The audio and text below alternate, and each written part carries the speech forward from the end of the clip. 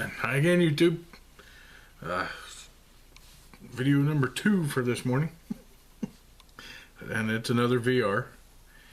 This one goes out to Shane, Tobacco Man 0072. Recently subscribed to your channel, Shane, but come to find out, I had watched a couple of your videos because you did a review on one of the Tsuge blends when I was looking at getting those and was curious about them. You had a good review on one of those, so that helped me out. And I had watched a couple others because I'd stumbled across that one, just for whatever reason watched them and I guess moved on. But anyway, come back around and found your channel again. I've really been enjoying it. And you have hit your 100 sub giveaway, so I decided I'd do a VR for you. And you have 5 questions. First one of which was, what got me into pipe smoking? And you were talking about, I believe your grandfather and your father both smoked pipes.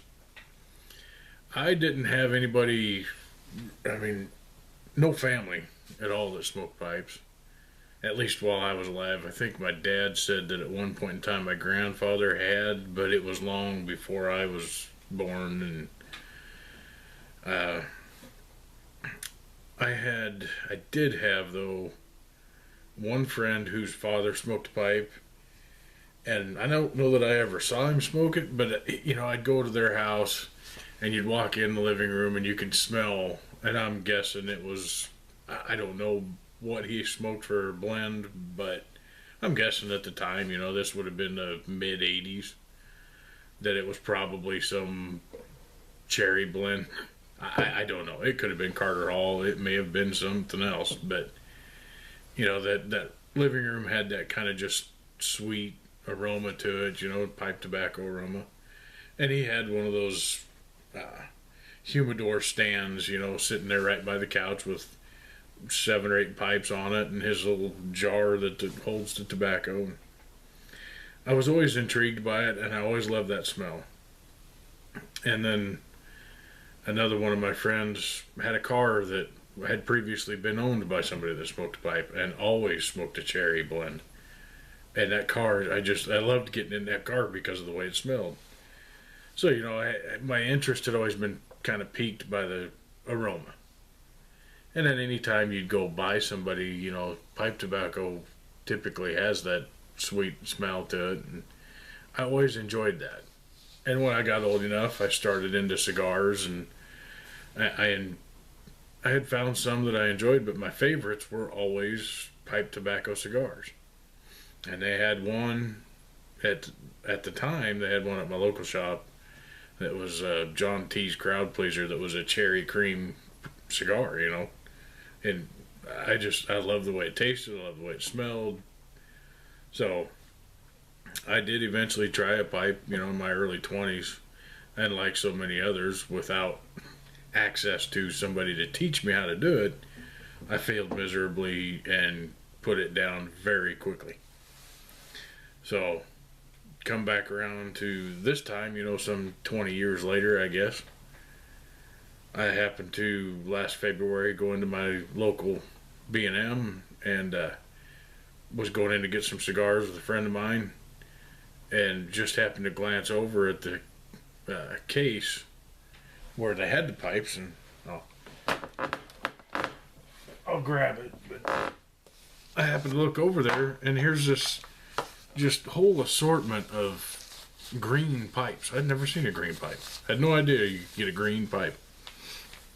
So I went over and started looking and immediately started drooling, and was, had my interest completely piqued at that point. And kind of had decided that I was going to get into pipes.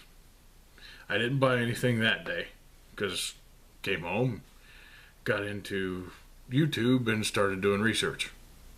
Well, at that point, I had the information that I needed, or had the resource to get me taught how to do this. So, this is one of the pipes that You know, and I had it out this weekend, of course, because this is one of the 2017 St. Patrick's Day pipes from Peterson. And, you know, I fell in love with those pipes. That was not the first one that I purchased. It was, I don't know, month and a half after I saw it the first time before I could go back and get one. Your second question kind of ties in with this. Well, I guess your second question is, what was my first tobacco, and do I still smoke it? Well, the first one, because I'd been on YouTube and doing research, the first blend that I bought was Lane 1Q. And yes, I do still occasionally go get some Lane 1Q and smoke it, because, I mean, really, for a vanilla aromatic, that's a really good one. I don't smoke it all the time, or very, even really very often. But every once in a while, I'll still go pick up some 1Q and have a few bowls, and then put it aside and go back to it later. The next one is, what was my first pipe, and do I still smoke it? Well, this is my first pipe. It's just an unbranded, it's Briar basket pipe they had in there for, I think, $40. And, yeah, I still smoke it fairly frequently. This one, I like the way this one hangs. I like the size of the bowl. It's really nice. I'll take it in the car, because it stays out of the way. It smokes well. It always has. And especially if I'm going to be out running around, I don't have to worry about it. If I drop the thing, it has sentimental value, but it wouldn't be like dropping a Meerschaum or dropping a Dunhill or something like that. If it drops and something breaks on it, no big deal. But yeah, I do still smoke it, and I still enjoy it. Let's see, that would put me. Next question: what is my favorite accessory? That one, I had to stop because I keep going back and forth. I really enjoy the lighters, the pipe lighters and that kind of stuff, and Zippos, just because of the history with Zippos and all the variety that you can get between those, and then you get into the old boy style lighters and all the companies that make those and all the varieties you can get, and they're just kind of neat, But I think even more than that, I have come to appreciate tampers. And I'm developing kind of a collection here. I've got, this one that Berg sent me that's made out of deer antler. I've got these two that Justin Taylor sent to me that are hickory and empty casings. And then, some that I've made, the different styles of stuff that. But for you get guys like the carving piper and the just intricately carved tampers that he makes. They've got wood spirits on them, or faces, or they look like gnomes and that kind of stuff that he carves. It's just, and you got Jason, the Bayou Guru, does those lizard tail tampers. They're just gorgeous tampers. So for me, probably just because of the variety and everybody can kind of put their own personal twist on them.